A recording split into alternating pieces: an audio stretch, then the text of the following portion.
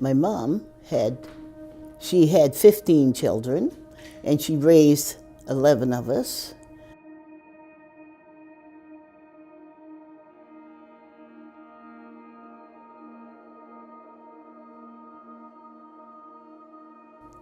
Viola, who was 3, was sitting in a high chair, and her high chair was back against the window.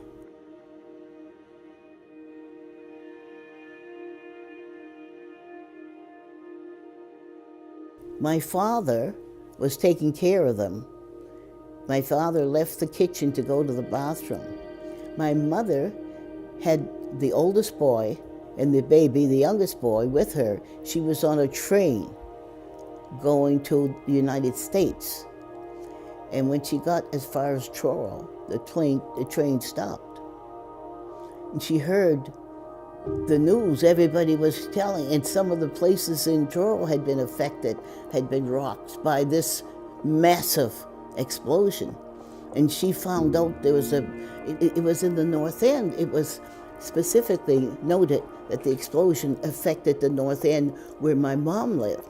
My mom and dad lived on Goddington Street in Halifax. My mom was so worried, the train stopped, they didn't go any further.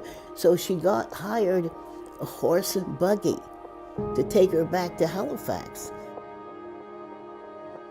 Meantime, my father was dealing with the explosion, which fortunately only broke windows in their home, but did not destroy their home. My father went into the kitchen. Emily was on the floor and picking herself up. "You all right?" "Yes, Daddy. Yes, Daddy, I'm all right." And then in the corner was the high chair, was Viola. Now, the blind had fallen in on Viola, and the window, the glass had fallen in. And my father saw no movement. And he said, "Oh, dear Lord, the child is dead. What am I going to tell her mother? What am I going to tell Gwen? That I'm caring for our daughters, and one of them died while she wasn't here." And he said, "I went to the high chair, and I picked up the blind, which had fallen in on Viola's body, on her head, and he picked up the blind, and he said, 'Viola, Viola.' And he said she was sitting there with her fists clenched and her eyes closed. And he said, 'Viola, are you all right?' And she looked at him and she said, 'Papa, those bad boys throw stones at me.'" There was a bodies rolled up in the gutter. The bank had exploded. There was money floating in the air. There was somebody injured up here. People wandering around. I know, the people who had been in school. I worked with a man who had been in school, in Richmond School, and he leaned over to get something out of his desk, and his teacher was decapitated in front of him. So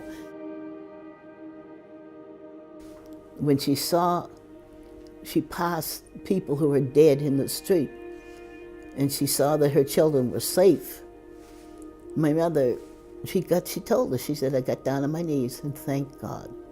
And thank God that my children," that seemed selfish, but she said there was so many children who were dead. And she said, "There were mine alive," after that. And then we found out, we got a call, the phone rang upstairs where they lived, and there was snow in that room because the window was broken where the phone was, and it was the U.S. Embassy asking, did my mother need anything? She was still American, and they asked did she need anything, blankets or anything that they could send her that she would like. She said, "If you have anything, you send them to Halifax itself. We're fine." It's a disaster of history, a sad history. What a disaster.